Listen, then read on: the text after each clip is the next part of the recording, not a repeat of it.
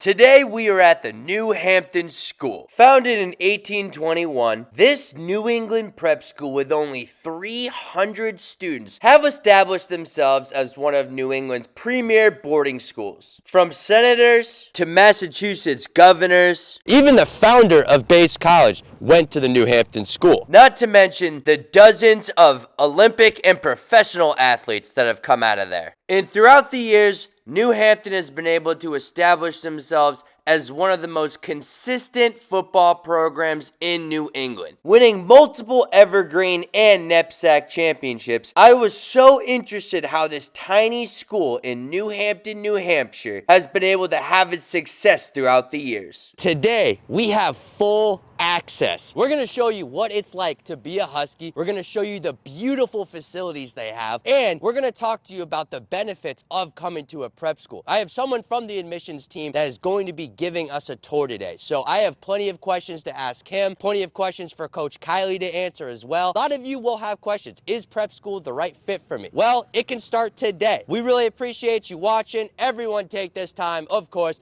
like, share, and subscribe to the best family here on YouTube. Let's see New Hampton. Tour guides for the day. Go ahead and introduce yourselves. Tanner Gilson, Assistant Director of Admission here. I'm Assistant Football Coach on staff. Been here for 2 years. Head Coach Ed Kylie, been here over 20 years. Excited for the tour. Let's do it. Anyone who comes for a visit to New Hampton, coming for a campus tour, you'll start your day here in Barry. The tour of campus takes about an hour long, and then you're continuing to go through the admission process and go through the interview. You go and meet with either myself or another representative of the admission team, and we get to learn about you as a student. Because it was such a beautiful day on campus, we had to start our tour at Blueberry Hill Sitting Area, which was added to the school in 2022. A lot of kids will come here, obviously in warmer weather conditions, and hang out. It gives you a pretty good aerial shot of campus though. So this right here is what we call Academic Row. All of our academic spaces are in one central location right off of Main Street. You have Lane Hall, which is our most recently renovated academic space, our English department building. Polaris is right next door. That's our Math and Science Center. Change their classes, meet with their advisor. Anything like that will happen in Polaris. And then Meservey is the furthest building down that way. That's our history department building.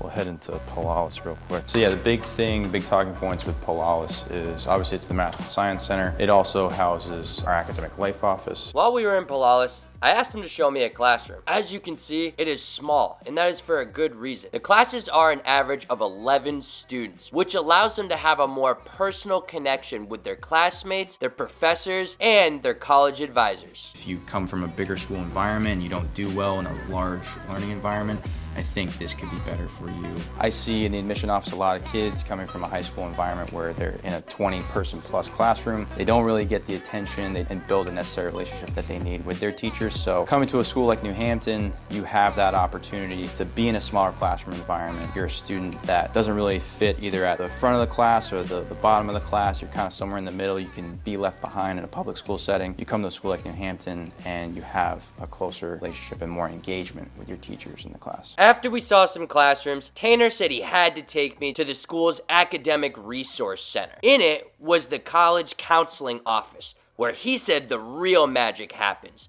The college placement for the Huskies. We have 3 full-time college counselors, one of whom is essentially an athletic liaison. Every student has their own college counselor. Juniors typically meet with their college counselor once a month, while our seniors meet usually every other week with their college counselor. Whether you're a freshman, sophomore, you're underclassmen, we're kind of taking that 100,000-foot view. We're trying to heighten it down by the time they become juniors and seniors. So when you're a sophomore, it's really starting the process, taking visits, it's going to open houses, what programs they might want to study, also as it relates to athletics if they're a student athlete and want to play at the next level. Basically, as they become a senior, we're really crossing the T's and dotting the I's and staying on top of application deadlines. And the process does start with athletics in this day and age early. College counseling office, they do an outstanding job here. They're in that 4-pronged phase of the high school coach, the family, college counseling, and the college coach, because we all got to be on the same page. I asked them to take me to where their students hang out when they aren't in class or they aren't at a sport. The Crumb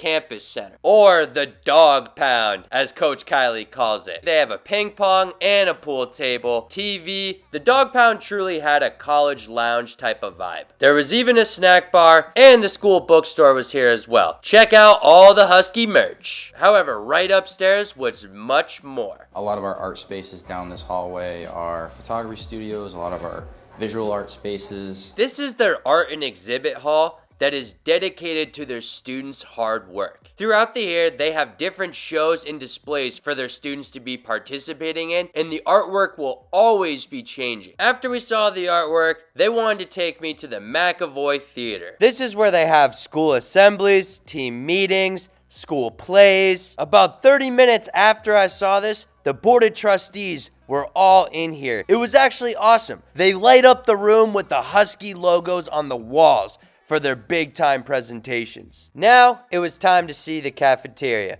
where both the faculty and students eat. This shows all the different countries that they've had students from. For only 300 students on campus, I was very impressed with its diversity. 31 different countries represented. I think we had 27 or 28 states represented this past year. The cafeteria definitely had a college vibe to it. Multiple buffet style options for their students to choose from. And there was plenty of space for them as well to sit in, which makes sense. You have faculty, staff, and students eating here. I love the aesthetic of it though. Right outside, you had a gorgeous view of their water fountain. But if the students just need a snack, they can always go to the country store on campus. Open to the students and the public. Grab some coffee, get a breakfast sandwich or some pizza, and a snack. Before we saw the athletic facilities, I got distracted by this beautiful and new amphitheater. We celebrated our bicentennial, so through our alumni office, our alumni base, this was one of the donations. We have all school meeting out here sometimes when it's nicer weather. We'll do some outdoor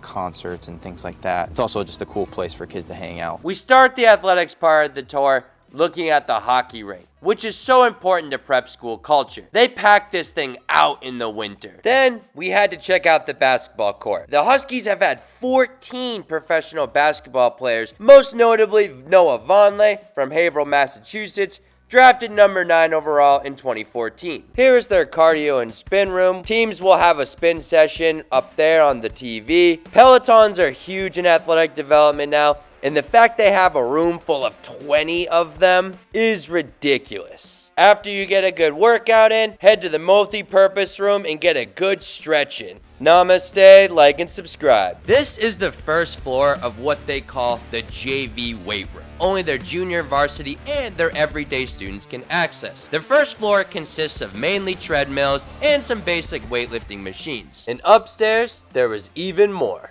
Here we see they have different weight racks, curling benches, and of course the Husky branded weights. Now it's time to go see their multi-million-dollar facility that rivals FCS programs. Right away we see a 20 by 70 indoor turf, 3 weighted sleds, and 3 Kaiser machines behind them. Count them, 8 different weight racks. Oh, and of course, Husky branded weights. Go Huskies. So we have 1 full-time strength coach, 2 part-time strength coaches that serve as teaching faculty here on campus. All of our varsity teams will have designated times where they have lifts. Students can access the weight room as early as 6 a.m. Right before breakfast starts, get a lift, go to breakfast, start their day off right. How would you compare this to other facilities you've seen? I think it's equivalent to a smaller Division I strength facility. And the kids really enjoy working out in here, and it will fit our whole football team. We divide it up into the turf and into the weights, so we're all going. We go about 40 minutes twice a week. Now, it's time to go see where the Huskies play their games, the legendary Kennedy Field. Wait, is that a press box? Yes, sir. Let's check it. As you guys know, I'm always on the field. But when I saw the press box, I had to go on top. Check out that view. Damn. They've had some big bowl games in the past, and this place gets packed out. Standing room only on the sides. While this turf might have been put down in 2020, New Hampton has been playing football a long time. On the history, New Hampton School football, and you can see some of the dates. It goes back to the late 1800s, 1895. 1908.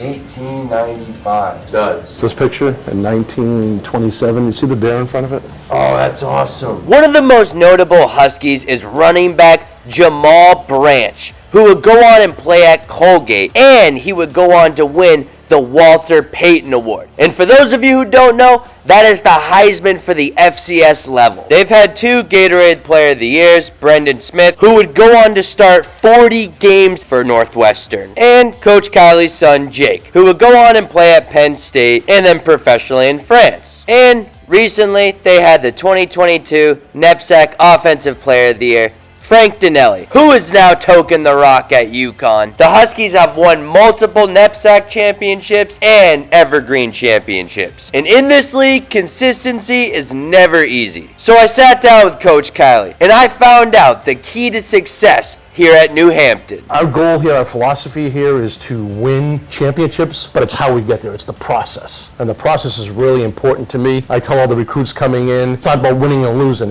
We expect our guys to be champions in the community. And what I mean by that is, how do they carry themselves character-wise, on campus, off campus, when they go on that recruiting visit, that overnight, when they're home with their buddies, because that's really important. This is a real close-knit community here, and within that community, our football team is just as close. The second, we want our guys to be champions in the classroom. Our academics are exceptional, I believe. It ranges from your college prep to your honors to your AP and then your IB, International Baccalaureate. And we're placing kids. I think we have 6 or 7 in the past 2 years playing at NESCAC. That's very important to me, the academic piece. And then lastly, being champions in the football field. We've had success. I've been blessed. It takes an army to do that. And we have support of the administration, all the way down to our coaches and our players and the parents. We run like a college program. We lift twice a week. We have a full-time strength coach. From how we run our practices, just like a college practice. We have our indie group. We have our SCEL. We have our one-on-ones. We mix in our special teams there. And we range from about 30 to mid-40s, give or take. Okay. And our numbers have been up in the last few years, so that's good. We won championships with 28 guys. So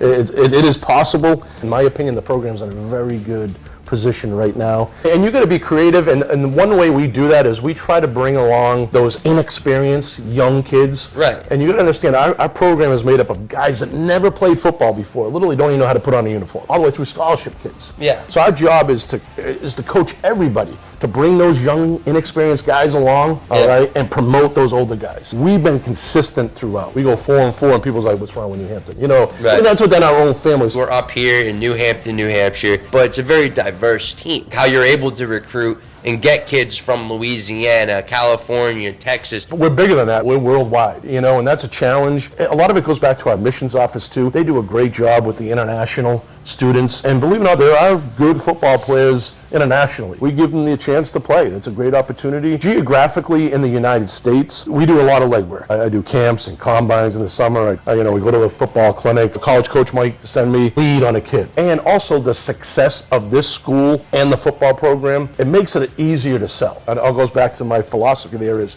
it's the process. We want to win, but how we get there is the most important piece. So we do spend a lot of time recruiting. If you want to compete in NEPSAC sports in general, you got to get out there and recruit. PGs, I could do home visits. We go into schools, invite kids in, their parents into this office, and give them the same spiel I'm giving you right now, selling what we do. This is what we've done, and it's given us our success. And of course, the most unique part of a boarding school, the dorms. Luckily, we were able to go into one, as I had so many questions as to what it's like living in one. So is it basically juniors live with juniors? How is it matched up? I mean, there's a lot of thought that comes into it. We typically don't put a football player with another football player because you guys spend enough time around each other. We try and put a football player with a basketball player. Yeah, so in the summertime, my office and admission and our student life office team up. Typically, we try and put younger kids with younger kids, older kids with older kids. For this dorm in particular, this is Galetly. This is like an upperclassman boys dorm. Mostly seniors, some juniors. A lot of our postgraduate athletes typically will be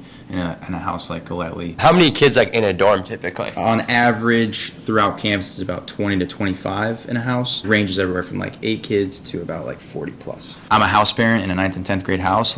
You're going to get kids from Germany, Spain, all over the place. So a lot of really good global representation from a diversity standpoint on campus. Is it lights off at 10, 11? Yeah. Is it different between the ages? Yeah, so it's a good question. Around 7:45, they'll go check in with the house parent on duty. From 8 to 10, will be study hall. That's where kids get the majority of their studying done. We usually give them about an hour right after study hall ends to brush their teeth, shower, anything like that. And then lights off usually around 11 o'clock. I think it gives them good structure, simulated college experience. It's not college though, it's still high school. So Right. I think giving them some of that independence, that freedom, but also giving them some structure where they can know where they have to be. Your schedule is definitely pretty busy. Breakfast from 7 to 8. At 8, they'll probably have their first class of the day. They're taking between 3 and 4 classes a day. Their academic day will go through till about 3 o'clock, 3:30. They'll go to their co-curricular at 3:30 to 5:30, 5:45 or so. Head right to dinner. Then they get a little bit of free time right after dinner, and then study hall at night. So it's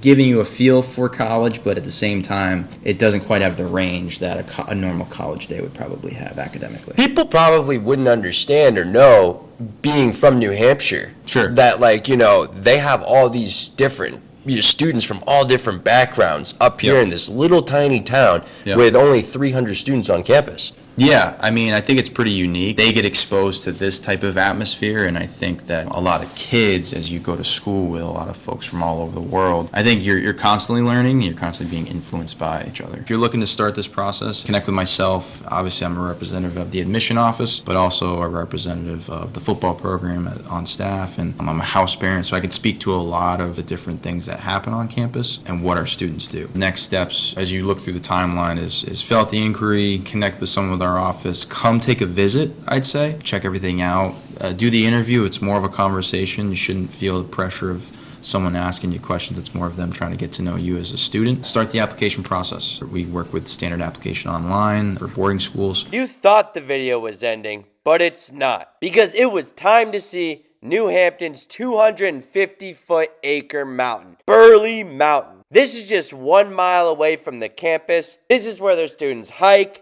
they camp out here, different team building exercises, and they have a 50-foot Alpine Tower ropes course. I'm making the trip, y'all.